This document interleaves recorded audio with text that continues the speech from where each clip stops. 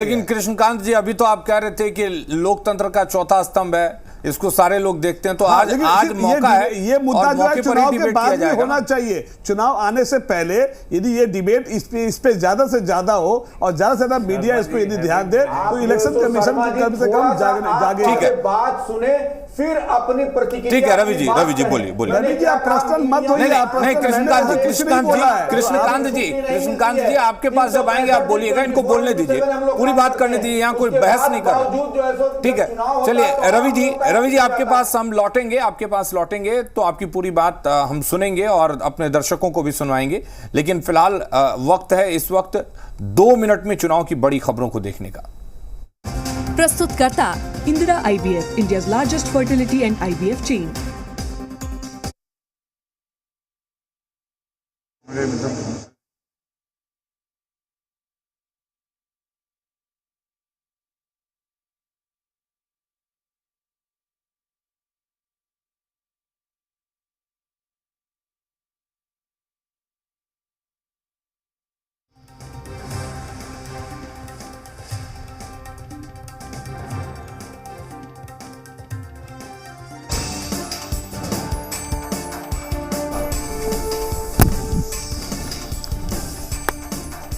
बिहार में 5 सीटों पर वोटिंग जारी। झंझारपुर, सुपौल, अररिया, मधेपुरा, खगड़िया लोकसभा सीट पर डाले जा रहे वोट। 54 उम्मीदवारों के भाग्य का होगा फैसला।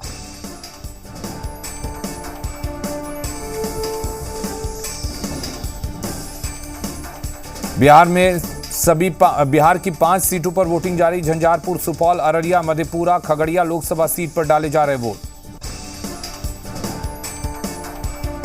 झंझारपुर लोकसभा सीट के मतदाता और राज्यसभा सांसद संजय झा ने किया मतदान। अररिया संग्राम बूथ पर डाला वोट। महिलाओं की बड़ी संख्या में वोटिंग को सराहा।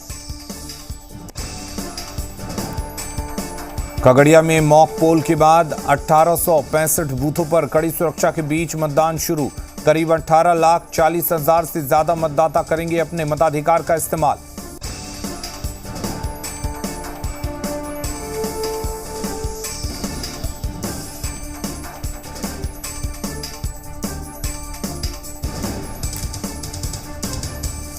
सुपौल में मॉक पोल के बाद मतदान जारी। शाम 6 बजे तक डाले जाएंगे वोट। सुपौल लोकसभा क्षेत्र में कुल वोटरों की संख्या 19,27,207 है। खगड़िया में शांतिपूर्ण मतदान जारी। मतदाताओं में देखा जा रहा उत्साह। 1865 बूथ पर शांतिपूर्ण तरीके से मतदान जारी।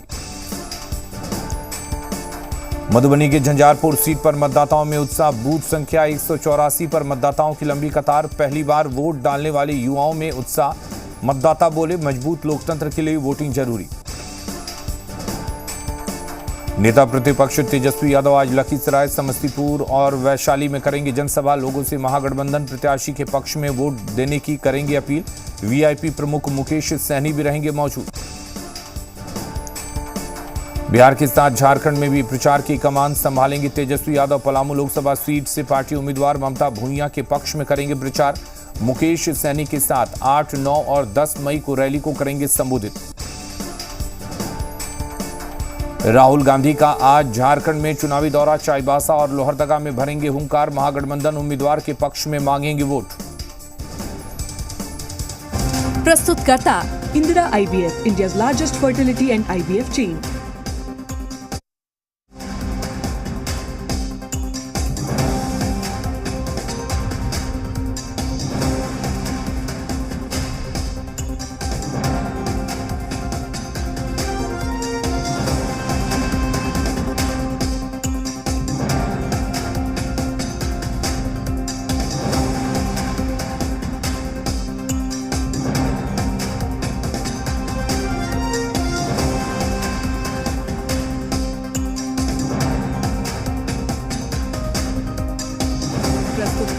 डॉक्टर ऑर्थो आयुर्वेदिक ऑयल और कैप्सूल, अब दर्द भी घुटने टेकेगा।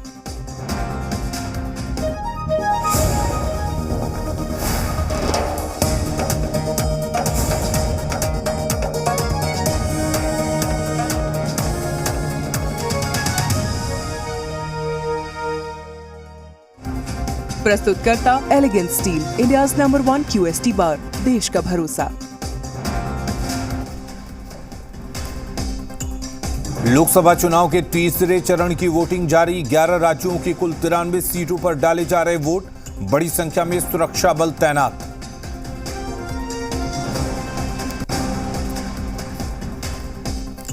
बिहार की 5 सीटों पर सुबह 9 बजे तक 10.78% मतदान। कड़ी सुरक्षा में झंझारपुर, सुपौल, अररिया, मधेपुरा और खगड़िया लोकसभा सीट पर डाले जा रहे हैं वोट। मधेपुरा के 2 जगहों पर और झंझारपुर के कहरा गांव में ग्रामीणों ने किया वोट का बहिष्कार। विकास कार्य नहीं होने के विरोध में ग्रामीणों ने नहीं डाला वोट। मतदान केंद्र पर पसरा सन्नाटा।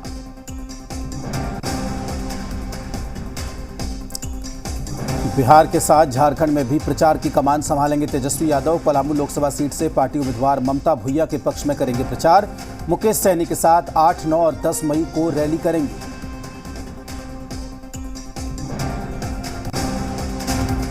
प्रस्तुतकर्ता elegant steel, India's number 1 QST bar, देश का भरोसा।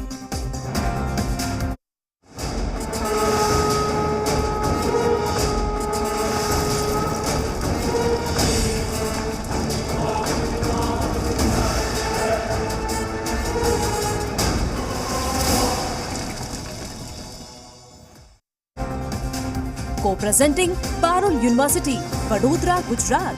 Co-powered by Ghadi detergent powder. पहले इस्तेमाल करें, फिर विश्वास करें। वास्तु विहार, एक विश्व स्तरीय टाउनशिप। अपनी जमीन, अपना मकान। Indira IVF, India's largest fertility and IVF chain. Goal, nation's leading institute. Multani pashmina, अपने हक का खाओ, सब कुछ बचाओ। हर सिप में ताजगी की perfect blend, city gold tea, पहचान क्वालिटी की। कायम चूर्ण, करे कब्ज की छुट्टी, अब टैबलेट में भी उपलब्ध। प्रायोजक Clovia, happy is my super power. और वो करेंगे इस वक्त एक बड़ी खबर की। अररिया से इस वक्त एक बड़ी खबर आ रही है, जहां चुनाव ड्यूटी पर आए होमगार्ड जवान की मौत हो गई है। हार्ट अटैक से मौत होने की बात सामने आ रही है। पलासी के उत्क्रमित मध्य विद्यालय पेचेली में ड्यूटी पर भेजा गया था जवान को। शव को पोस्टमार्टम के लिए सदर अस्पताल लाया गया है। और आपको बता दें कि सुबह से ये दूसरी मौत है। एक प्रिजाइडिंग ऑफिसर की मौत हुई थी और हार्ट अटैक से ही मौत की बात कही जा रही है। अररिया से इस वक्त की बड़ी खबर है, जहां पर चुनाव ड्यूटी पर आए होमगार्ड जवान की हार्ट अटैक से मौत हो गई है। तो भीषण गर्मी है, लगातार वो परेशान रहते हैं, अलग अलग जगहों पर डिप्यूटेशन रहती है। अब क्या हुआ था ये डिटेल में हम बताएंगे, लेकिन मध्य विद्यालय, जो उत्क्रमित मध्य विद्यालय है पेचेली में, वहाँ पर उनको ड्यूटी के लिए भेजा गया था और खबर मिल रही है कि हार्ट अटैक से उनकी मौत हो गई है। पोस्टमार्टम के लिए सदर अस्पताल भेज दिया गया है। तो बड़ी खबर इस वक्त, हार्ट अटैक से एक सिपाही की मौत की खबर यहाँ पर मिल रही है। बिल्कुल, तो अररिया से ये बड़ी खबर है, जहां पर चुनाव की ड्यूटी पर तैनात एक होमगार्ड जवान की हार्ट अटैक से मौत हो गई है। आपको बता दें कि चुनाव की ड्यूटी पर होमगार्ड जवान की तैनाती की गई थी और सुबह से ये दूसरी हार्ट अटैक से मौत की बात सामने आ रही है। इससे पहले एक प्रिजाइडिंग ऑफिसर की भी हार्ट अटैक से मौत की बात सामने आई थी। पचेली के उत्क्रमित विद्यालय में इस जवान की तैनाती की गई थी, मतदान बूथ पर तैनाती थी। तो चुनाव ड्यूटी पर होमगार्ड जवान की तैनाती की गई थी। पचेली के उत्क्रमित मध्य विद्यालय के मतदान केंद्र पर इनकी तैनाती थी और खबर ये आ रही है कि इनकी हार्ट अटैक से मौत हो गई है। तो दूसरी एक दुख भरी खबर, आज तीसरे चरण के चुनाव के तहत बिहार में आज 5 सीटों पर मतदान हो रहे हैं। और इससे पहले खबर आई थी कि एक चुनाव ड्यूटी पर तैनात प्रिजाइडिंग ऑफिसर की मौत हो गई थी। और अब खबर यह आ रही है कि अररिया के पचेली उत्क्रमित मध्य विद्यालय के मतदान केंद्र पर तैनात एक होमगार्ड जवान की हार्ट अटैक से मौत हो गई है। बिल्कुल, और यहाँ पर यह सवाल उठ रहा है कि क्या जिस तरीके के स्वास्थ्य की, जिस तरह से प्राथमिक उपचार की या दूसरे तरीके के हेल्थ को लेकर इंतजाम किए जाने चाहिए, इतने बड़े तादाद पर वहाँ पर वोटर्स पहुँचते हैं बूथों पर, अब तमाम कर्मचारी होते हैं, तो सुरक्षा में लगे हुए जवान होते हैं, लेकिन जब भी उनकी तबीयत बिगड़ती है तो वहाँ पर कुछ भी उनको नहीं मिल पाता। अगर समय पर ट्रीटमेंट मिल सकता था तो हो सकता था कि उनकी जान बच जाती, लेकिन इस तरीके का इंतज़ाम कहीं देखने को नहीं मिलता है। जब उनको नज़दीक अस्पताल लाया जाता है तब तक देर हो जाती है। ये हम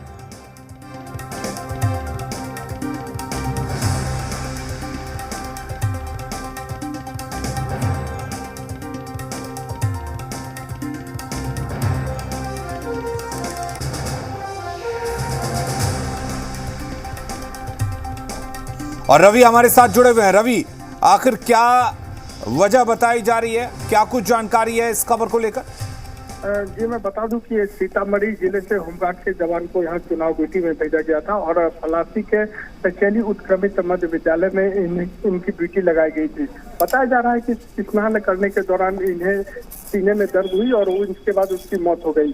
घटना की सूचना पर वरीय पदाधिकारी भी पहुंचे हैं और सबको पोस्टमार्टम के लिए सदर अस्पताल अररिया लाया गया है। वहीं वरीय अधिकारियों ने बताया कि जो भी विधि सम्मत इसमें तो सरकार का दिशा निर्देश होगा उसके तहत कंपनसेशन की बात भी कही जा रही है। जी बिल्कुल। क्या वहां पर इस तरह की सुविधाएं मौजूद नहीं थी कि कम से कम वक्त रहते इस होमगार्ड जवान को अस्पताल तक पहुंचाया जा सके? जो है स्वास्थ्य विभाग की ओर से भी कई इंतजाम किए गए हैं, लेकिन जिस तरह से बताया जा रहा है कि ये स्नान करने गए थे और उसी दौरान इनके सीने में दर्द हुई और फिर इन्हें हार्ट अटैक हो गया। जब तक अस्पताल लाया जाता तब तक इनकी मौत हो गई। जी है कि यहाँ पर पोस्टमार्टम के लिए सबको भेज दिया गया है। बहुत शुक्रिया आपका पूरी जानकारी के लिए। लेकिन आपको बता दें कि जिस तरीके से ये खबर मिल रही है और कि वहाँ पर होमगार्ड का जवान और होमगार्ड के जवान के हार्ट अटैक से मौत की खबर यहां पर मिल रही है। तो बिल्कुल तीसरे चरण का वोटिंग जारी है, लेकिन इस बीच अररिया से ये खबर है जहां पर एक होमगार्ड जवान जिसकी तैनाती की गई थी वह उसकी हार्ट अटैक से मौत हो गई है। बिल्कुल। और बता दें कि पटना स्टूडियो से मेहमान भी जुड़े हुए हैं, नोएडा स्टूडियो से भी हमारे साथ मेहमान जुड़े हुए हैं। इसके अलावा हमारे अलग अलग संवाददाता हैं जो चप्पे चप्पे की खबर सुबह से ही लगातार आप तक पहुंचा रहे हैं। नोएडा स्टूडियो से हमारे साथ अगर एसके दीक्षित जी हमारे साथ जुड़े हुए हैं, राजनीतिक विश्लेषक हैं। दीक्षित जी बहुत स्वागत है आपका। और पटना स्टूडियो से भोलानाथ जी हमारे साथ जुड़े हुए हैं। भोलानाथ जी आपका भी बहुत स्वागत है।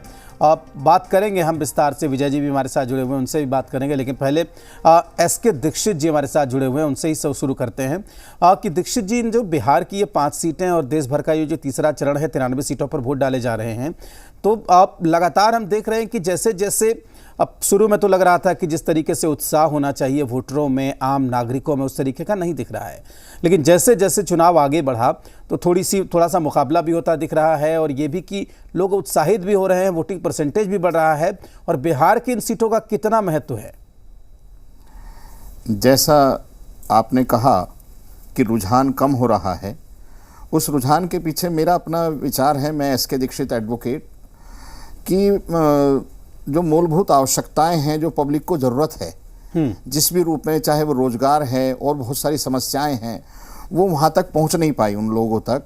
और पब्लिक में धीरे धीरे आप देखेंगे, पहले भी, इससे पहले भी जो चुनाव हुए हैं उसमें भी प्रतिशत कम रहे हैं और चुनाव के प्रति धीरे धीरे रुझान कम होता जा रहा है, क्योंकि जो उनकी आवश्यकताएं हैं, जो मूलभूत आवश्यकताएं हैं, जो उनको चाहिए, वो वहाँ तक नहीं पहुँच पाता है। और कई बार जनता इस बात से खिन्न होकर वोट प्रतिशत कम करके दिखाती है कि हम वोट नहीं डालेंगे, तो शायद वो अपना रोष प्रकट करते हैं। बिल्कुल।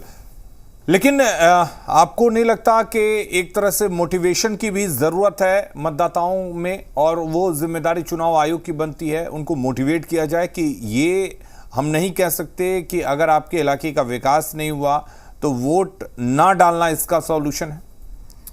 सर, जहाँ तक चुनाव आयोग की बात है, मेरा अपना व्यक्तिगत विचार है, वैसे तो सभी को वोट डालना चाहिए और ऐसा भी कोई नियम जरूर सरकार या चुनाव आयोग जरूर बनाने चाहिए कि हम प्रत्येक नागरिक, जो भारत का नागरिक है, उसको वोट जरूर डालना चाहिए, क्योंकि वोट डालने से ही पता चलता है निर्णय आने के बाद कि हमारी जो अपेक्षाएं थी वो कहाँ तक पूरी हो पाएंगी या कहाँ नहीं पूरी हो पा रही हैं। और क्या है कि पब्लिक में जो रुझान है वो इसका विशेष कारण भी है कि हम लोग देश से या सरकार से बहुत सारी अपेक्षाएं तो करते हैं, लेकिन जब हमारी ड्यूटी की बात आती है तो हम पूरी तरह से ड्यूटी नहीं निभा पाते हैं और हम ये सोचते हैं कि अगर हम वोट नहीं डालेंगे तो इससे क्या, हमारे वोट ना डालने से सरकार पे फ़र्क पड़ेगा। जबकि मेरा विचार है वोट ज़रूर डालना चाहिए, प्रतिशत बढ़ना चाहिए, और प्रतिशत के साथ साथ बढ़ेगा तो उससे हम अपनी बात को और मजबूताई से कह सकते हैं। बिल्कुल। दीक्षित जी, हमारे साथ भोलानाथ जी जुड़े हुए हैं पटना स्टूडियो से, उनका रुख करेंगे। अब भोलानाथ जी, अगर आप मुझे सुन पा रहे हों तो जो बिहार की 5 सीटें हैं, खगड़िया, अररिया, सुपौल, मधेपुरा और झंझारपुर, तो इन सीटों पे क्या समीकरण है, क्या इक्वेशन आप देख रहे हैं, और जो वोटिंग इन सीटों का जो इतिहास रहा है, जो ट्रेंड रहा है वोटिंग का, वो कैसा रहा है? देखिए, अगर वोटिंग का ट्रेंड देखें तो पिछले बार इन 5 सीटों पर 61.32% वोटिंग हुई थी, तो काफ़ी अच्छी वोटिंग थी। और इस बार जिस तरह से वोट का परसेंटेज बढ़ा है, तो ये माना जा रहा है कि हम लोग 60 तक, कम से कम 60 तक पहुंच जाए, ज़्यादा भी हो सकता है, उसमें जनता की रुचि कैसी रहती है। तो जहाँ तक बात अगर हम लोग करें थोड़ा सा सियासी समीकरण की, तो मधेपुरा की बात अगर हम करें तो वहाँ पर यादव सबसे ज़्यादा मतदाता हैं, लगभग 40% अकेले, 7.5 लाख यादव मतदाता हैं। इसी के लेकर के एक आम कहावत भी है कि रोम पोप का और मधेपुरा गोप का। मधेपुरा में आपको पता होगा कि कभी लालू यादव और शरद यादव भी 2 बार भिड़े थे, और इस भिड़ंत में 2 बार लालू यादव जीते थे और 1 बार शरद यादव जीते थे। 2004 में भी लालू यादव ने उनको शरद यादव को हराया था। तो ये जो है मधेपुरा में जो है वो यादव समीकरण ज़्यादा हावी रहते हैं। इसके साथ ही वहाँ पर मुस्लिम मतदाता भी हैं 2 लाख। तो ये मतदाता जो हैं वो एक एनडीए के बेस वोट माने जाते हैं। तो ये इस तरह से वहाँ पर है। लेकिन मधेपुरा में कभी भी बीजेपी का उम्मीदवार नहीं जीता है, ये खास बात है। और उसी तरह से अररिया में आप देखें तो अररिया में जो विधानसभा क्षेत्र का जो कॉम्बिनेशन है वो 6 में से 4 विधानसभा क्षेत्रों पर एनडीए के उम्मीदवार हैं और 2 पर महागठबंधन के उम्मीदवार हैं। तो जाहिर सी बात है कि थोड़ी सी बढ़त एनडीए के पास है विधानसभा क्षेत्रों के मामले में। लेकिन अररिया में अगर आप देखें तो प्रदीप सिंह पहले भी जीते थे, सिटिंग सांसद हैं। एक बात ये सभी को पता भी होगा कि ये 5 सीटें जहां बिहार में चुनाव हो रहे हैं इस 3rd फेज में, वो 5 सीटें एनडीए के पास हैं। तो अररिया एकमात्र सीट है इस फेज की जहाँ पर बीजेपी के उम्मीदवार हैं प्रदीप सिंह और सिटिंग सांसद हैं, और उनके सामने शाहनवाज आलम हैं जो राजद के उम्मीदवार हैं। हाँ। शाहनवाज आलम बिहार के एक दिग्गज और चर्चित नेता तस्लीमुद्दीन के पुत्र हैं, और इनके भाई सरफराज आलम इनका विरोध कर रहे हैं। तो इसका खामियाजा राजद को कहीं ना कहीं भुगतना पड़ सकता है। हालांकि सीधा मुकाबला है, लेकिन सरफराज आलम जहाँ अंदर अंदर कुछ विरोध कर रहे हैं, वहीं एक निर्दलीय उम्मीदवार के रूप में राजद के ही शत्रुघ्न मंडल भी आ गए हैं, जो कि थोड़ा सा वहाँ पर दिक्कत पैदा कर सकते हैं। तो ये अगर आप देखें कि अररिया में जो वो सामाजिक समीकरण जो है, जो वोटों का कम्बिनेशन है, वो यादव वहाँ पर मात्र 2 लाख हैं, जबकि मुस्लिम मतदाता जो हैं वो 7.5 लाख हैं। तो मुस्लिम मतदाता जो हैं वो एक इम्पॉर्टेंट रोल निभाते हैं। लेकिन जहाँ तक आप बात करें पूरे सामाजिक समीकरण में, तो ये बेस वोट और जो एनडीए के वोट हैं वो 2, अगर पूरा हम लोग कैलकुलेट करते हैं तो 10 लाख तक पहुंचते हैं। लेकिन एक मतदान, एक कंस्टिट्यूंसी में, एक लोकसभा क्षेत्र में लगभग 20 लाख मतदाता होते हैं, 18 से 20 लाख। तो ये जो 18 लाख जो मतदाता होते हैं, ये एक साइलेंट वोटर होते हैं जो कि बड़ा रोल निभाते हैं। तो इसी तरह से अगर आप जो है दूसरे क्षेत्रों पर जाएं, झंझारपुर में जाएं, तो वहाँ पर भी सिटिंग एमपी जो हैं, जो जदयू के हैं, रामप्रीत मंडल मैदान में हैं, और सुमन महासेठ उनके सामने हैं। सुमन महासेठ भाजपा से हैं, लेकिन टिकट की उम्मीद उनकी पूरी नहीं हुई, इच्छा पूरी नहीं हुई, आकांक्षा पूरी नहीं होने पर वो फिर राजद से उम्मीदवार बन गए हैं। और एक वहाँ पर जो ये झंझारपुर सीट जो है, यहाँ पर तिकोना मुकाबला बन रहा है। गुलाब यादव का फैक्टर है। पिछली बार गुलाब राय चुनाव लड़े थे। जी, गुलाब यादव का जो फैक्टर है, वो चुनाव लड़े थे लेकिन और हार गए थे। इस बार जब उनको टिकट नहीं मिला तब वो बसपा से अपनी दावेदारी ठोक दिए हैं, और इस तरह से उम्मीदवार, ये तीनों उम्मीदवार हैं। ठीक है भोलानाथ जी, मैं बाकी सीटों की चर्चा करूंगा। खबरें लगातार मिल रही है, मैं आता हूं आपके पास फिर से, बाकी सीटों की चर्चा करेंगे। लोक जनशक्ति पार्टी रामविलास के अध्यक्ष चिराग पासवान ने खगड़िया के मध्य विद्यालय बेलाही के बूथ नंबर 8 पर मतदान किया। वे हेलीकॉप्टर से बेगूसराय के बखरी पहुंचे और फिर सड़क मार्ग से बूथ पर पहुंचे और लोकतंत्र के महापर्व में शामिल हुए। उन्होंने कतार में लगकर मतदान किया। मतदान के बाद उन्होंने अपना स्याही का निशान वाला चिन्ह भी दिखाया। इस दौरान वे अपनी पार्टी के उम्मीदवार की जीत को लेकर आश्वस्त दिखे। तैयारी बनती है कि निकलें और इस महापर्व में अपना योगदान दें। अपने भविष्य के लिए, अपने बच्चों के बेहतर भविष्य के लिए यह हर भारतीय की जिम्मेदारी है कि बाहर निकलें। और इस बार हम लोग उम्मीद करते हैं कि मत प्रतिशत भी ज़्यादा बढ़ेगा पिछली बार से ज़्यादा, और हर कोई अपना अपना योगदान इस महापर्व में देगा। आरजेडी सुप्रीमो लालू यादव ने तीसरे चरण की वोटिंग को लेकर बड़ा दावा किया है। लालू यादव ने कहा कि हमारे पक्ष में ज्यादा वोटिंग हो रही है। लालू ने कहा कि बीजेपी के लोग बिहार में आकर और जंगल राज बोलकर जनता को भड़का रहे हैं। तो लालू प्रसाद ने, आरजेडी सुप्रीमो, उन्होंने कहा है कि हमारे पक्ष में ज्यादा वोटिंग हो रही है। तो बड़ा दावा लालू प्रसाद ने यहां पर किया है चुनाव के बीच में। उन्होंने कहा कि हमारे पक्ष में ज्यादा वोटिंग हो रही है और एनडीए के जो बड़े नेता बिहार आ रहे हैं वो बिहार के वोटरों को भड़का रहे हैं। यह आरोप भी यहां पर लालू प्रसाद ने लगाया है। देश में अगर इंडिया अलायंस की सरकार आएगी तो लालू जैसा जंगल राज हो जाएगा। हाँ, जंगल राज हो जाएगा। भड़का रहे हैं, भड़काने आए थे, डर के मारे डर गए हैं। मधुबनी जिले के कहरा गांव में बूथ नंबर 277 पर मतदाताओं ने वोट का बहिष्कार कर दिया। मतदान कर्मचारी इंतजार करते रहे लेकिन मतदाता नहीं पहुंचे। नदी पर पुल का निर्माण नहीं होने से ग्रामीणों में गुस्सा है।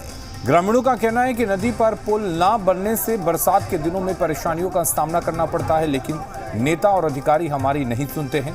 इस बूथ पर कुल 824 मतदाता हैं और सभी वोट का बहिष्कार कर रहे हैं। कोसी क्षेत्र में पड़ने वाले हैं और नदी नालों पर पुल नहीं बनी है, जिसके कारण हम लोगों को काफी अधिक परेशानियों का सामना करना पड़ रहा है। और हमारे साथ हमारे तमाम मेहमान भी जुड़े हुए हैं। पटना स्टूडियो का रुख करते हैं। संतोष जी हमारे साथ जुड़े हुए हैं। संतोष जी, जगह जगह से इस तरह की खबरें आती हैं कि वोट का बहिष्कार किया जाता है। एक तो मतदान प्रतिशत नहीं बढ़ रहा है और वोट प्रतिशत की जो बात सामने आ रही है, कहीं ना कहीं ये भी एक वजह है कि लोगों का उनके नेताओं के प्रति या विकास ना होने को लेकर भी नाराजगी है। इसलिए लोग उदासीन हो गए हैं कि जाए कोई भी, कुछ काम तो करना नहीं है। और शायद ये भी वजह है कि लोग वोट डालने के लिए मतदान केंद्रों तक नहीं पहुंच पा रहे।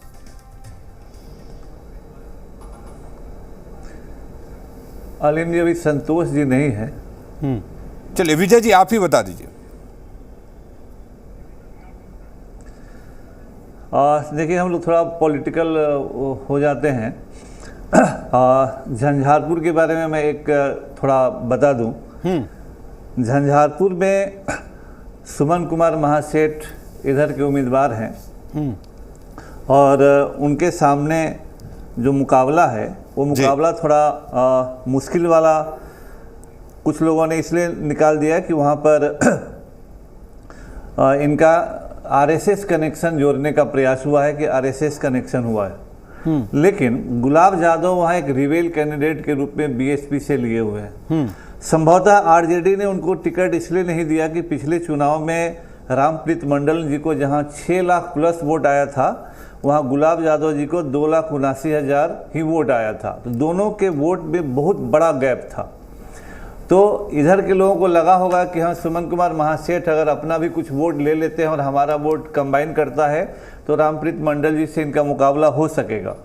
लेकिन इंडी गठबंधन के तरफ से देवेंद्र यादव जी एक सीरियस उम्मीदवार थे, इसीलिए उन्होंने राजद ज्वाइन भी किया था और वो लगभग 5 बार झंझारपुर से एमपी रहे हैं, 89 से लेकर 2004 तक, और वो राजद के खिलाफ काम कर रहे हैं। फिर वीआईपी के तो कैंडिडेट हैं महासेठ जी, लेकिन बहुत सारे लोग जो इनके आरएसएस कनेक्शन के कारण नाराज हैं और गुलाब यादव के साथ भी जा सकते हैं। तो वहाँ का एक इंटरेस्टिंग अभी बना हुआ है माहौल। और रामप्रीत मंडल जी के खिलाफ एंटी इनकम्बेंसी था, उसको कितना साइड कर पाते हैं ये डिपेंड करेगा। मधेपुरा सीधा सीधा हमको नहीं लगता है कि इसमें जदयू को कोई भी परेशानी होने जा रही है। सर ने ठीक ही कहा कि अररिया में प्रदीप कुमार जी के खिलाफ भी एंटी इनकम्बेंसी था, लेकिन जो राजद के कैंडिडेट हैं उनके अपने अंदर से ही विरोध का माहौल अपने परिवार में ही है। और एक युवा डॉक्टर अखिलेश कुमार प्रोफेसर हैं, डीएसपी से रिटायर्ड हैं, नौजवानों में क्रेज है, वो कितना वोट किसका काटते हैं। विजय जी अभी रवि त्रिपाठी थे तो वो कह रहे थे कि पैचअप हो गया सरफराज और शहनवाज के बीच में। आपने भी सुना होगा, आपके साथ ही बैठे थे। जी, तो मतलब विदिन अंदर में है तो पैचअप हो गया, तो भी जो नॉन मुस्लिम अदर वोट्स हैं जो प्रदीप कुमार जी को जिताने की स्थिति में रहते हैं अररिया में, तो वो निश्चित रूप से उनके साथ भी कंबाइन करेंगे अररिया में। तो पिछले बार जो प्रदीप कुमार सिंह जी ने जब 2019 में चुनाव जीता था तो प्रदीप कुमार सिंह जी को वोट बहुत अच्छा आया था। तो इस हिसाब से वोटर टर्नआउट को हिसाब से भी अगर देखा जाए, उस हिसाब से भी देखा जाए तो प्रदीप कुमार जी जब ध्रुवीकरण होगा तो एक स्थिति में ठीक ठाक रहेंगे, लेकिन वहाँ पर पूरा जो कहा कि वॉकओवर टाइप का इस साल दिख नहीं रहा है। जहाँ मधेपुरा में जदयू को वॉकओवर दिख रहा है और जगहों पर उस तरह का वॉकओवर नहीं दिख रहा है।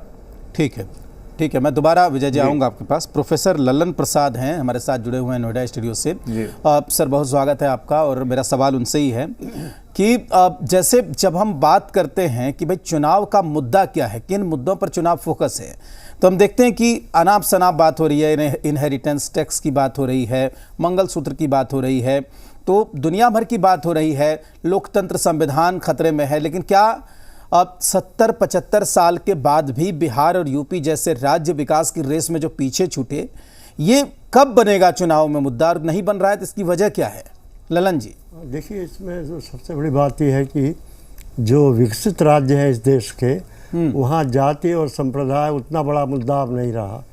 लेकिन यूपी बिहार में, खास तौर से बिहार में, जातिवाद और संप्रदायवाद ये बहुत बड़ा मुद्दा है, सबसे बड़ा मुद्दा है। बाकी सारे मुद्दे पीछे छूट गए हैं, क्योंकि वहाँ के जो स्थानीय नेता हैं, स्थानीय पार्टियां हैं, उनको विकास से मतलब नहीं है। अब बिहार में तो अभी भी जो लालू जी इतने प्रतिष्ठित नेता रहे हैं, वो लालटेन युग में ही बिहार को रखना चाहते हैं। जब सारी देश सोलर युग में जा रहा है और ऊर्जा के नए नए साधन आ रहे हैं, इतना विकास हो रहा है, बिहार जो कि तो पहले जैसा पड़ा हुआ है, और वहाँ के लोग भाग भाग कर दिल्ली आ रहे हैं, पंजाब जा रहे हैं और देश के अन्य भागों में अपनी नौकरी के लिए जा रहे हैं। और ये बहुत दुर्भाग्य की बात है कि लोग जब कोई काम करने वाले होते हैं खेतों में या रिक्शे चलाने वाले और प्रांतों में, तो लोग कहते हैं बिहारी है। तो ये बिहार के लिए एक बड़ा धब्बा है अभी तक, और इसके लिए जिम्मेदार हैं ऐसे जो लोकल पार्टियाँ हैं वो, कि उन्होंने बिहार के विकास के लिए काम नहीं किया, अपने विकास के लिए काम किया, अपने परिवार के लिए काम किया। अब देखिए, यूपी में मुलायम सिंह यादव के परिवार के 20-22 लोग चुनाव मैदान में हैं।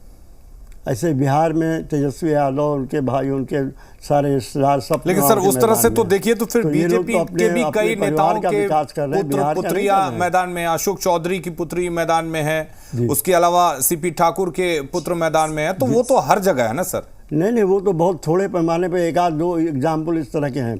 बिहार में और यूपी में तो खुलेआम इसको, और इतने बड़े पैमाने पर जो और किसी स्टेट में नहीं है। नहीं ललन जी, हम लोग अभी चर्चा कर रहे थे बिहार में जातिवाद पर, हम लोग अभी बात कर रहे थे, तो उसमें ये हुआ कि कई लोगों ने ये कहा, पटना स्टूडियो से घोर आपत्ति जताई कि दरअसल दिल्ली में भी जब टिकटों का बंटवारा होता है, गुजरात में पटेलों को दिया जाता है, कर्नाटक जैसे राज्य में बोक्का लिंगा ढूंढते हैं, हरियाणा में जाटों को इग्नोर नहीं कर सकते, पश्चिमी पूर्वी उत्तर प्रदेश में, तो बिहार पर एक इल्ज़ाम लगा दिया जाता है कि आप जातिवादी हैं। लेकिन कहीं भी चुनाव, हरियाणा से लेकर के पूरे देश में हर जगह जात कास्ट इक्वेशन देखा ही जाता है। नहीं, देखिए, मैंने जो बात कही ना कि बाकी जगहों में जातिवाद, संप्रदायवाद मुख्य मुद्दा नहीं है, बिहार में ये मुख्य मुद्दा है। अच्छा, बाकी सब चीज़ें पीछे हैं। जातिवाद और संप्रदायवाद तो देश में सब जगह है, कुछ किसी न किसी पैमाने पर, लेकिन उसकी वजह से पूरा चुनाव प्रभावित हो उस एरिया का, ऐसा कम देखने में आता है। लेकिन बिहार में, यूपी में तो स्पष्ट रूप से परिलक्षित होता है। ठीक है, चलिए दीक्षित जी, आपसे हम जानेंगे कि ये तो एक मुद्दा है कि जातिवाद हो या धर्म के नाम पर वोट देने की बात हो, तो कहीं ना कहीं जो राजनीतिज्ञ हैं, जो नेता हैं, वो बिहार और यूपी की जनता के नब्जों को टटोल रखा है। और ये बात लोगों को समझने की ज़रूरत है कि जब तक इन चीज़ों से बाहर नहीं निकलेंगे, तब तक हमारे इलाके का विकास नहीं होगा। देखिए साहब, ऐसा है, जहाँ तक विकास की बात है उसमें जो राजनीतिक पार्टियां हैं उनको ज़रूर विचार करना पड़ेगा। जिस तरह का इस बार चुनाव हो रहा है लोकसभा का, और जगह जगह बहुत सारी समस्याएं आ रही हैं, वोट नहीं डाल रहे हैं, कोई नोटो बटन दबा रहा है, तो जितने भी राजनीतिक पार्टियां हैं, चाहे वो राष्ट्रीय स्तर की पार्टियां हैं या लोकल पार्टियां हैं, उनको ये ज़रूर विचार करना पड़ेगा कि जनता, आम जनता जो है वो विमुख क्यों हो रही है चुनाव के प्रति। अपना उनका रुझान, जो पहले रुझान होता था, वो धीरे धीरे रुझान कम हो रहा है। और सर, उसके पीछे सबसे बड़ा कारण यह है कि जो भी राजनीतिक पार्टियां हैं, जो भी उनके उम्मीदवार हैं, अब आप देखिए साहब, जब भी चुनाव होता है 5 साल बाद, 15 दिन पहले, 4 दिन पहले, 1 हफ्ते पहले कैंडिडेट डिक्लेयर होता है। अब उससे क्या होता है कि लोग, जो मतदाता हैं, वो असमंजस में होते हैं।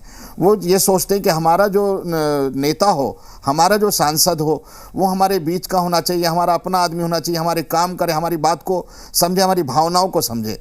कई बार राजनीतिक पार्टियां, चाहे बिहार हो या उत्तर प्रदेश हो, अभी आपने मेरठ में देखा कि मेरठ में जो प्रत्याशी रहे बाहर से, वो कह रहे नहीं साहब मैं मेरठ से ही हूँ, लेकिन मेरठ में कितने दिन उनका लोगों से अटैचमेंट रहा। केवल चुनाव के दौरान वो आए और चुनाव के दौरान आने के बाद उन्होंने अपनी बात रखी। तो मेरा अपना मत है, मेरा अपना विचार है कि जो भी राष्ट्रीय स्तर की पार्टी, उनको विचार जरूर करना पड़ेगा कि जो भी उम्मीदवार मैदान में उतारें वो पब्लिक के बीच का मैदान में जाए, और उसका एक इंटरव्यू भी होना चाहिए कि उसने कितने काम 5 साल में किए हैं और कितने कितने मुद्दों पर उसने अपनी बात उठाई है। ठीक है सर, ठीक है। चलिए, चर्चा हम लगातार करते रहेंगे, लेकिन फिलहाल वक्त है अब तक के हेडलाइंस देखने का। प्रस्तुतकर्ता Prayag PTMT, bath fittings and pipes, quality बेमिसाल, लिख के ले लो।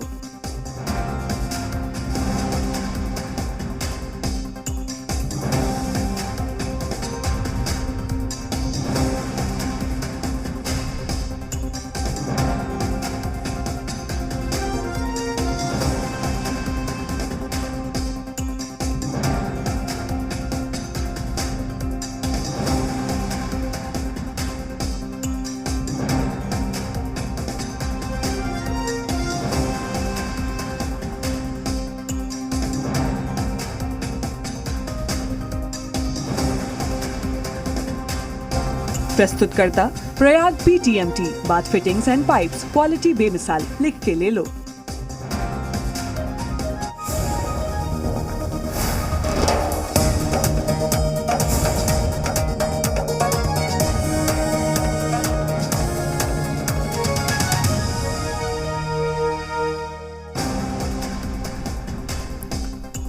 लोकसभा चुनाव के तीसरे चरण के लिए 11 राज्यों में वोटिंग जारी। सुबह 9 बजे तक करीब 11% मतदान, 93 सीटों पर 1300 से ज्यादा उम्मीदवार मैदान में।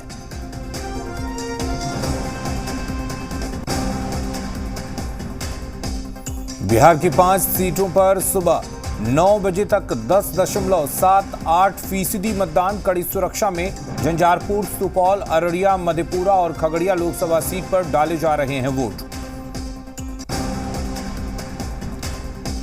लोकतंत्र के महापर्व में दिग्गजों ने भी डाले वोट। एलजेपीआर अध्यक्ष चिराग पासवान ने खगड़िया के बेलाही में बूथ पर किया मतदान। जेडीयू सांसद संजय झा ने भी डाले वोट। अररिया से आरजेडी प्रत्याशी शाहनवाज आलम ने मतदान किया।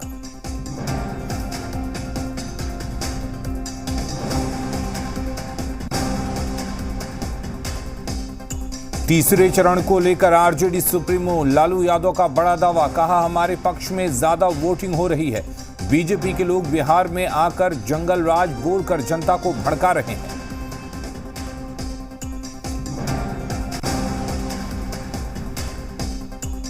बिहार के साथ झारखंड में भी प्रचार की कमान संभालेंगे तेजस्वी यादव। पलामू लोकसभा सीट से पार्टी उम्मीदवार ममता भुइयां के पक्ष में करेंगे प्रचार। मुकेश सहनी के साथ 8, 9 और 10 मई को रैली को करेंगे संबोधित।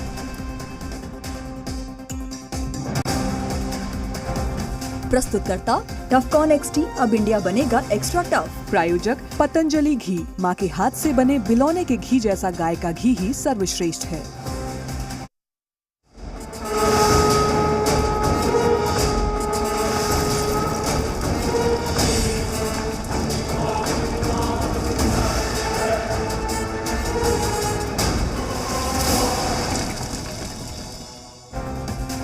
को presenting Parul university, Vadodara, Gujarat. Co-powered by Ghadi detergent powder, पहले इस्तेमाल करें फिर विश्वास करें। वास्तु विहार, एक विश्व स्तरीय टाउनशिप, अपनी जमीन अपना मकान। Indira IVF, India's largest fertility and IVF chain. Goal, nation's leading institute. Multani pashmina, अपने हक का खाओ, सब कुछ बचाओ। हर सिप में ताजगी की perfect blend city gold tea, पहचान क्वालिटी की। कायम चूर्ण, करे कब्ज की छुट्टी, अब टैबलेट में भी उपलब्ध। प्रायोजक Clovia, happy is my super power. तो देश भर में तीसरे चरण के लिए वोटिंग हो रही है। वोट डाले जा रहे हैं देश भर की 93 सीटों पर और बिहार की 5 सीटों पर वोट डाले जा रहे हैं। इस वक्त हमारे साथ जुड़े हुए हैं जी मीडिया संवाददाता रुपेंद्र, उनके पास चलेंगे। रुपेंद्र, कहां पर मौजूद हैं आप और कैसी तस्वीरें देख पा रहे हैं इस वक्त? देखिए, झंझारपुर के हम जगह जगह अनेक बूथों पर जा रहे हैं और वहां से अपने दर्शकों को तस्वीर दिखा रहे हैं। लेकिन अभी हम जिस मतदान केंद्र पर पहुंचे हुए हैं वहां देखिए पूरा सन्नाटा पसरा हुआ है। 1-2 मतदाता यहां पर हैं और यही जो समय रहता है कहीं ना कहीं जो है मतदान की जिस तरह से प्रतिशत में कमी होती है उसको लेकर रहता है। और मतदाता जो हैं 1-2 निकले हुए हैं। लखनऊ ये जगह है और यहाँ पर देखिए मतदाता नहीं है, 2-3 ही मतदाता हैं। वहीं बात की जाए और कई मतदान केंद्रों पर हम गए, वहाँ की बात की जाए तो वहाँ पर कई जगह महिलाओं में काफ़ी जागरूकता दिखी और वहाँ पर लंबी कतारें जो हैं महिलाओं की लगी है। और ख़ासतौर पर बात की जाए तो झंझारपुर के लोग जो हैं वो वोट कर रहे हैं। और यहाँ पर एक तरह से देखा जाए तो सत्ता पक्ष और विपक्ष के बीच में जो है टक्कर साफ तौर पर दिखाई दे रहा है। जी बिल्कुल, क्या वजह है, क्या लोग कह रहे हैं या लोगों का क्या मानना है, आखिर क्या वजह है रुपेंद्र की लोग अपने घरों से नहीं निकल पा रहे हैं और जो मतदान केंद्र है वहां पर सन्नाटा देखा जा रहा? देखिए, जहाँ तक लोगों का कहना है, कई लोगों से बातें हुई, कई लोगों का कहना है कि खासतौर पर झंझारपुर में जो है जल जमाव की समस्या काफ़ी है और हर एक नेता आते हैं, वोट मांगते हैं, चले जाते हैं और 5 साल के बाद दिखाई देते हैं। लेकिन झंझारपुर शहर में जो है जल जमाव की स्थिति जो बनी रहती है उसका निपटारा जो है कोई नहीं किया है, तो ये कारण जो है उदासीनता का है। जहाँ तक बात की जाए झंझारपुर में और डिमांड की तो शिक्षा को लेकर है, स्वास्थ्य को लेकर है, तो ये तमाम जो है लोगों की मांग है। वहीं दूसरी बात की जाए तो यहाँ आसपास 1 किलोमीटर के अंदर में 5 से 6 बूथ हैं और 5 से 6 बूथ में देखा जाए तो 2 ही ऐसे बूथ हैं जहाँ पर लोगों में उत्साह दिख रहा है, नहीं तो और बूथ जो है सन्नाटे दिख रहे हैं बूथों पर। और देखिए कुछ लोग आ रहे हैं वोट करने के लिए, हम चलते हैं उनसे बात करते हैं कि क्यों यहाँ पर ऐसे सन्नाटे पसरे हुए हैं, घरों से लोग जो हैं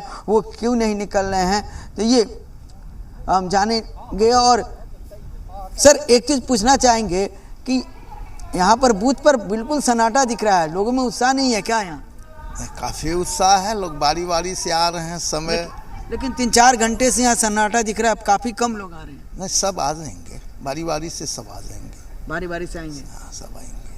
क्या मुद्दा है यहाँ? मुद्दा तो यहाँ यही है कि डेवलपमेंट का भी है, उस आधार पे लोग अपना अपना मतदान कर रहे हैं। एक मुद्दा और सुनने में आया कि झंझारपुर को जिला बनाने की भी मांग है क्या? वो तो बहुत पहले से ही आ रहा है जी, लेकिन अभी तक उस पर कोई दिखाई नहीं दे रहा है। मूलभूत समस्याओं की कमी है या है सब चीज़? अभी तो मूलभूत समस्या बहुत ज़्यादा ना है। यहाँ इंटीरियर इलाका था, यहाँ से कई बार सम्मानित व्यक्ति भी यहाँ से बिहार को रिप्रेजेंट कर चुके हैं, तो अभी भी तो ये थोड़ा पिछड़ा हुआ तो है ये एरिया, अभी भी पिछड़ा हुआ है। अभी भी पिछड़ा हुआ। तो देखिए इनका कहना है कि अभी भी पिछड़ा हुआ इलाका है, लेकिन जहाँ तक लोग घरों से निकलने की बात हो रही है तो लोग घरों से ज़रूर निकलेंगे और वो आएंगे। हम भी अपील करते हैं कि लोग घरों से निकलें और आएँ, क्योंकि देखिए मौसम काफ़ी सुहाना है, धूप नहीं है और वोट करना हमारा कर्तव्य है, वोट करना हमारा अधिकार है, तो वोट जो है लोग ज़रूर आकर करें। जी बिल्कुल रुपेंद्र, जाहिर सी बात है कि जो तस्वीरें निकलकर सामने आ रही हैं वो हम आपको दिखा रहे हैं, हम अपने दर्शकों तक पहुंचा रहे हैं। और ये केवल इस बूथ की बात नहीं है, कई सारे बूथ ऐसे हैं जो वोटिंग के मामले में पीछे दिख रहे हैं, जहां पर लोगों का उत्साह उतना नहीं दिख रहा है। लेकिन हम लगातार लोगों से अपील करेंगे कि आज के दिन कोई भी काम आपके लिए आपके वोट डालने से ज़्यादा ज़रूरी नहीं है। आज छुट्टी नहीं है, आप वोट डालिए और अपने मताधिकार का इस्तेमाल करिए। बिल्कुल, तो वोट डालना ज़रूरी है क्योंकि 5 साल में एक बार मौका आता है। और हमारे साथ हमारे तमाम मेहमान भी जुड़े हुए हैं। दीक्षित जी, हम आपसे जानना चाहेंगे, आपने सुना कि किस तरह से लोगों में उदासीनता है। हालांकि लोग ये कह रहे हैं कि हम वोट डालने जा रहे हैं, उत्साह भी है, लेकिन कहीं ना कहीं मुद्दों को लेकर लोगों में उदासीनता देखी जा रही है क्योंकि काम जो ज़मीनी स्तर पर होना चाहिए वो नहीं हुआ है। हिंदुस्तान पाकिस्तान हो रहा है, तमाम चीज़ों पर राजनीति हो रही है, आरक्षण छीनने आरक्षण देने की बात हो रही है, संविधान को खतरे में बताया जा रहा है, लेकिन जो लोगों को चाहिए वो चीज़ लोगों तक नहीं पहुंच पा रही है। और शायद ये भी एक वजह है कि लोग मतदान केंद्रों तक नहीं जा रहे हैं। सर, इसमें मेरा विचार है कि जो भी राजनीतिक पार्टियों के उम्मीदवार हैं, चुनाव के दौरान वो बहुत बड़ी बड़ी बातें होती हैं, बहुत बड़े बड़े लुभावने वायदे होते हैं, लेकिन जब चुनाव समाप्त हो जाता है तो फिर वो लोग पब्लिक के बीच कम दिखाई देते हैं। उनका कोई अपना एक सिस्टम नहीं बन पाता, नहीं ऐसा कोई रिकॉर्ड होता है कि साहब हमने 1 महीने में इतने पब्लिक के काम किए, इतने लोगों से मिले, इतने लोगों की समस्याओं का निदान किया। और सबसे बड़ी दुखद बात है, मैं इस चैनल के माध्यम से कहना चाहता हूँ कि जो प्रत्याशी चुनाव जीत जाते हैं, चुनाव जीतने के बाद या चुनाव हारने के बाद अगर कोई पब्लिक का व्यक्ति उनके द्वार पर जाता है, उनके ऑफिस पर जाता है, ज़्यादातर परसेंटेज, मैं सभी को नहीं कह रहा हूँ, बहुत लोग अच्छे भी हैं जो पब्लिक के बीच रहते हैं, वो पब्लिक के काम करते हैं, लेकिन परसेंटेज थोड़ा ज़्यादा है सर इसमें कि वो जो पब्लिक उनसे अपनी उम्मीद चाहती है, अपेक्षाएं चाहती है, छोटे छोटे काम के लिए जब वो जाते हैं तो उनकी वो समस्याओं का निदान नहीं हो पाता, वो परेशान हो जाते हैं। और उन्हें ये समझ में आ जाता है कि जब ये 5 साल बाद हमारे बीच आएंगे, अपनी बात को लेकर आएंगे, चुनाव को मुद्दों को लेकर आएंगे, तो वो कहीं ना कहीं उदासीन हो जाते हैं और उनके मन में आ जाता है कि शायद ये व्यक्ति भी उसी नज़रिए से है और उसी विचारधारा का है। और इसलिए सर वो उनकी उदासीनता सही भी है क्योंकि सर पब्लिक चाहती है कि विकास हो, काम हो, जनहित में काम हो और उनकी बात को सुना जाए। कई बार बात ही नहीं सुनी जाती सर, तो वो परेशान होकर फिर उनके पास एक ही आधार हो जाता है कि जब चुनाव होगा तो हम अपना जो दुख है, अपनी जो शंका है, अपनी जो टेंशन है, हम जो फिर दिखाएंगे और हम वोट नहीं डालेंगे, प्रतिशत कम रहेगा। और उसमें सर विकास के मुद्दों के साथ साथ बहुत सारी समस्याएं जुड़ जाती हैं। बिल्कुल, अब ठीक है, जब वोटिंग प्रतिशत कम होने पर चर्चा छिड़ी गई है तो कारणों पर भी हम अली अगर बात करें तो विजय जी हमारे साथ जुड़े। विजय जी, ये जो बार बार बिहार में सत्ता परिवर्तन हो रहा है, कभी इधर कभी उधर, इससे भी क्या पब्लिक में थोड़ी उदासीनता आई है क्या? हाँ, देखिए उदासीनता तो आई है। इस बार इसका एक कारण मैं बता रहा हूं, आपके पास आएंगे। मैं मुझे विजय जी से सवाल है, मैं पूछ रहा हूँ आपसे विजय जी। इस बार तो जरूर ग्राउंड लेवल पे जब हम लोग जाते हैं तो नीतीश जी के बारे में थोड़ा सा निगेटिव नैरेटिव बना है, इसमें कोई दो राय नहीं है। बार बार वो पक्ष बदलते हैं, इनसे उनके इमेज पे डेंट हुआ है। ये इससे कोई दो राय हम नहीं कह सकते क्योंकि हम लोग ग्राउंड में जाते हैं। लेकिन जो वोटिंग का और मतदाताओं का जो बात है और प्रतिनिधियों का, एक बात कहूँगा कि आज हम वोट में प्रतिनिधि को नहीं चुनते हैं, हम या तो मोदी जी को चुनते हैं, या तो हम लालू यादव को चुनते हैं, या तो नीतीश कुमार को चुनते हैं। मतदाताओं या वोट का जो पैटर्न है, इससे मतदाताओं का सबसे बड़ा हानि हुआ है जी। आज भी बिहार में हम देख रहे हैं जितने भी एमपी लोग जा रहे हैं वोट मांगने, कि हमको वोट दीजिएगा, आप तो मोदी जी को वोट दे रहे हैं, हमको वोट दीजिएगा, आप तो लालू जी को वोट दे रहे हैं। कमाल है, यह लोकतंत्र के लिए बहुत बुरा हुआ है। और बड़ा दुख है मुझे कि हम जो भी बाहर से हमारे पैनलिस्ट जुड़ते हैं वो बिहार वासिंग करते हैं। 2 शब्द मैं कहूँगा, पंजाब में बादल फैमिली क्या है, हरियाणा में देवीलाल और हुड्डा फैमिली क्या है, भजनलाल फैमिली क्या है, कर्नाटका में देवेगौड़ा फैमिली क्या है, पंजाब महाराष्ट्र में पवार फैमिली क्या है, ठाकरे फैमिली क्या है। जब हम कर्नाटका में लिंगायत समुदाय को धर्म का दर्जा देने के लिए प्रस्ताव पारित करते हैं तो वो क्या है? हम वोकालिंगा और अन्य आधारों पर जब हम टिकट देने की बात करते हैं तो वो क्या है? बिहार में केवल जाति नहीं होती, इतना ज़्यादा बिहारवासी न कीजिए। हमारी कमजोरियां हैं, हमारी मुश्किलें हैं, हमारी परेशानियां हैं और हम बहुत ज़्यादा नहीं रोते हैं। हम जाटों की तरह रोड जाम नहीं करते हैं, हम जाटों की तरह सड़क जाम नहीं करते हैं, तो हमारे ऊपर इतनी तोहमत न लगाई जाए। और मुलायम सिंह यादव और लालू यादव ने फैमिली मतलब किया है, बदनाम किया है बिहार को और यूपी को। इसका मतलब ये नहीं है कि दूसरे राज्यों में वो पॉलिटिकल लिगेसी, पॉलिटिकल फैमिली, आपके आंध्र प्रदेश में क्या है, एनटीआर एंड लिगेसी चल रहा है। अभी आंध्र का मुख्यमंत्री कौन है? तो आप केवल बिहार को कृपया ऐसा न बोले। जी बिल्कुल बिल्कुल, है ना। तो हम लोग जो भी देख रहे हैं उसमें मूल कारण देखिए, बात कहीं और है। मतदाता जब तक अपने प्रतिनिधियों को नहीं चुनेगा, देखिए लोकतंत्र में लोकसभा का निर्माण क्यों है?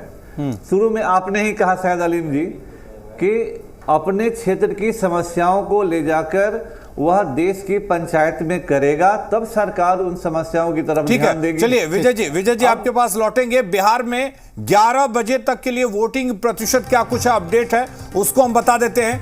11 बजे तक बिहार में 24.41% वोटिंग हो गई है। आपको बता दें कि खगड़िया की अगर हम बात करें, खगड़िया में अब तक 24.49% वोटिंग हुई है।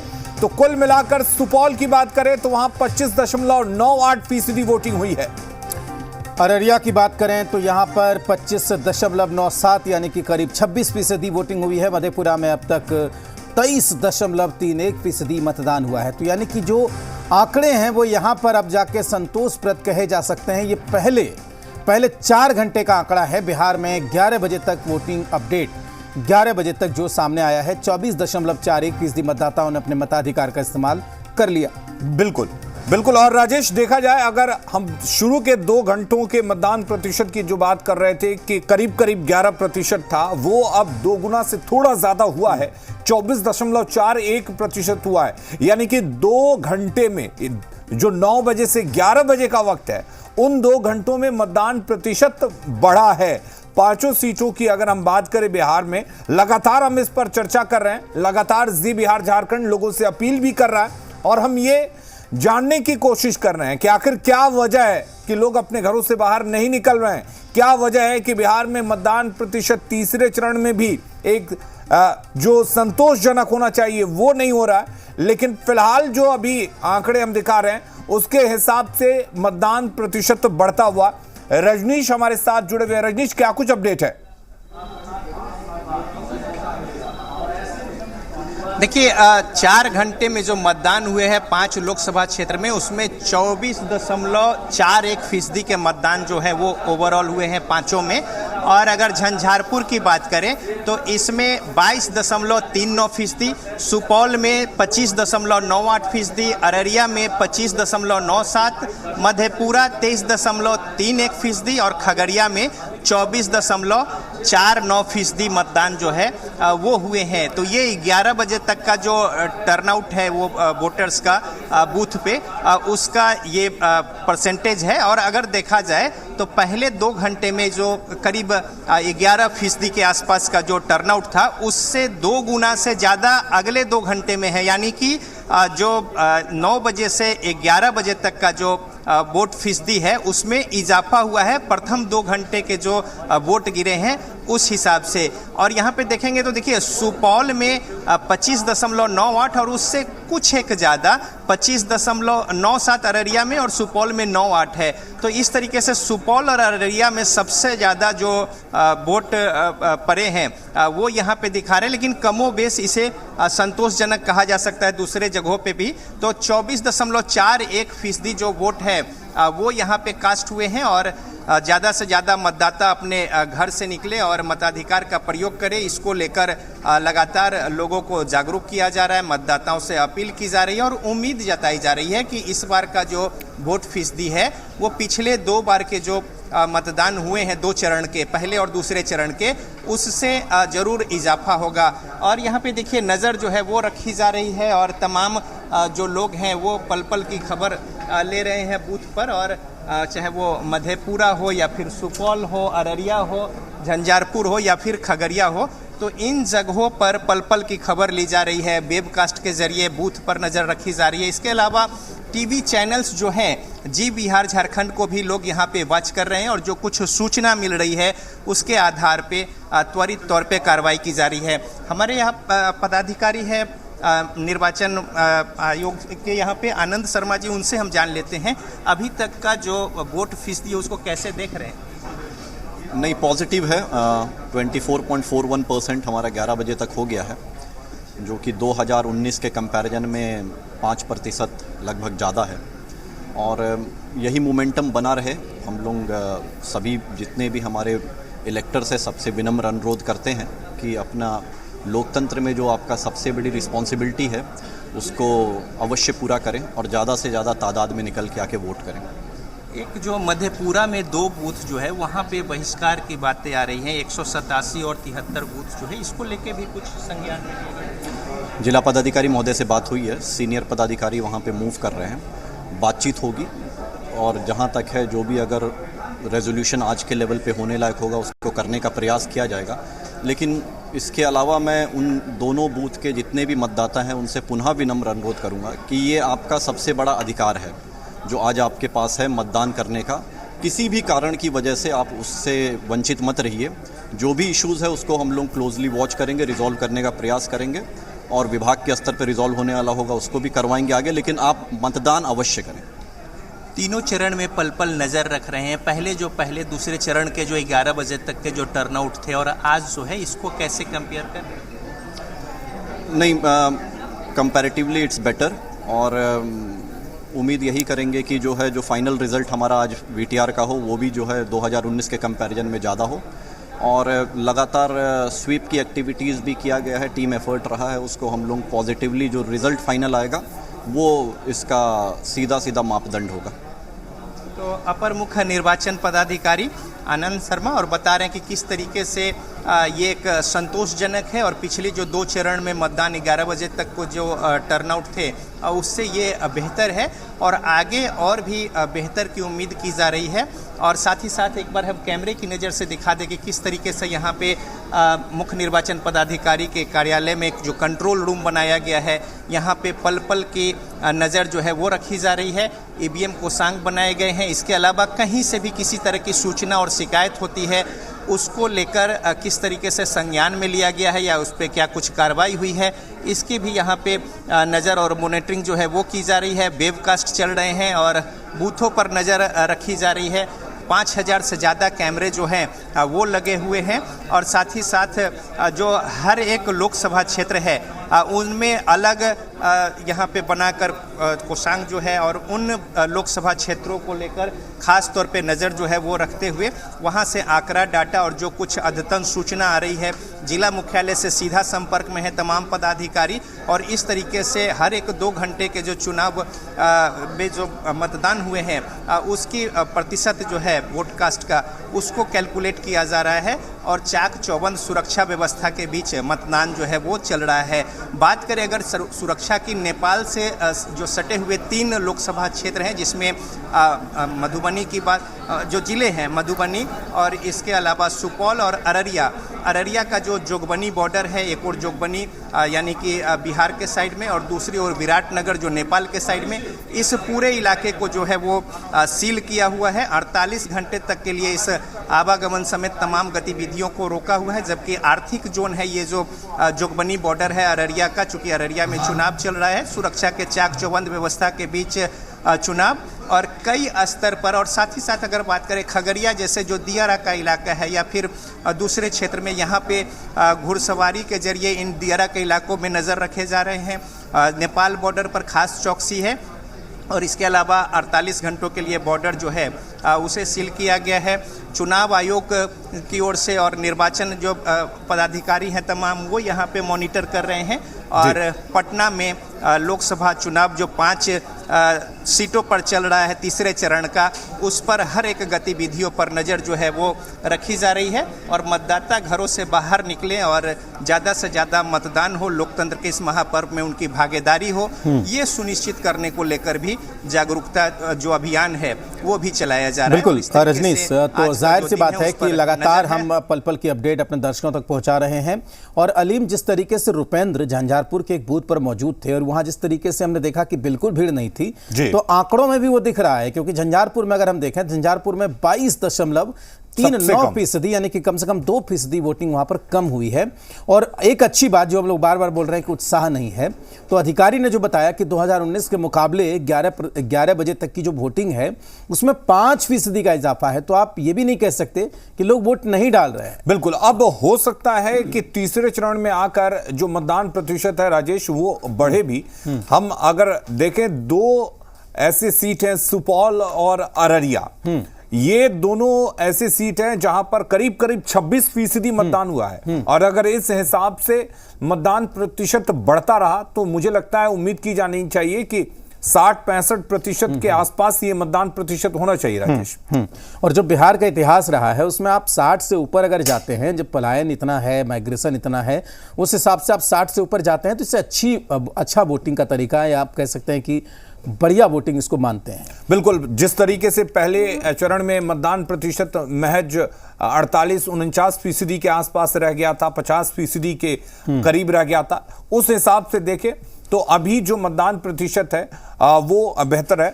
राजेश, हमारे साथ हमारे तमाम मेहमान भी जुड़े हुए हैं। पटना स्टूडियो का इस वक्त रुख कर लेते हैं, भोला जी हमारे साथ जुड़े हुए हैं। क्या कहेंगे जो अब तक के मतदान प्रतिशत हैं, 4 घंटे का मतदान प्रतिशत, 2 ऐसी सीट जहां मतदान प्रतिशत करीब 26% है, लेकिन झंझारपुर और दूसरी एक जो सीट है खगड़िया, वहां पर मतदान प्रतिशत अभी उतने ही उत्साहजनक नहीं है। क्या वजह देखते हैं इन दोनों फैक्टर्स को लेकर? देखिए, इस बार कुल मिलाकर के देखा जाए तो मतदान प्रतिशत अच्छा है। पिछले जो 2 चरण के जो हम लोग देखे उसकी तुलना में काफ़ी अच्छा है।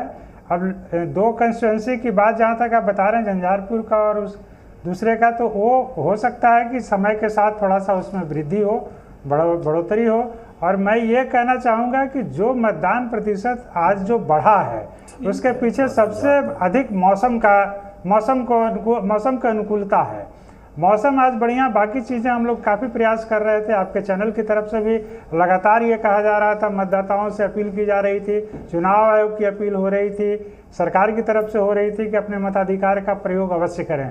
लेकिन आज जो अचानक जो आप देख रहे हैं कि 4 घंटे में करीब 25% के करीब जो मतदान हुआ है, तो इसके पीछे सबसे बड़ा कारण जो है आज के मौसम को मानना चाहिए।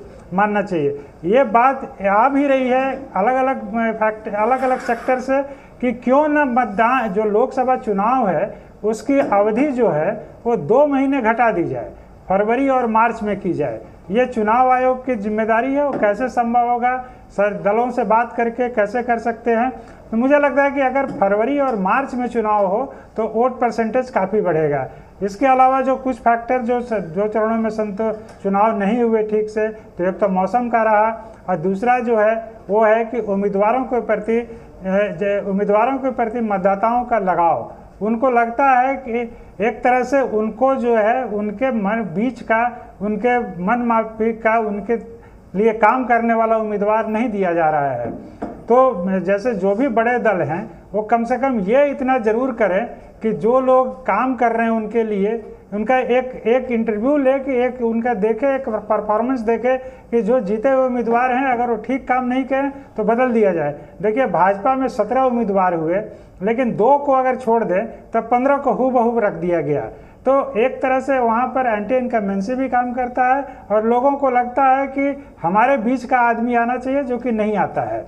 तो ये एक बड़ा कारण हो सकता है। जब जनता सीधे अपने उम्मीदवार से जुड़ेगी तो वोट परसेंटेज अपने आप बढ़ जाएगा। पिछले चरण में आप देखे थे कि पूर्णिया और कटिहार में जो है वो वोट परसेंटेज अच्छा रहा था।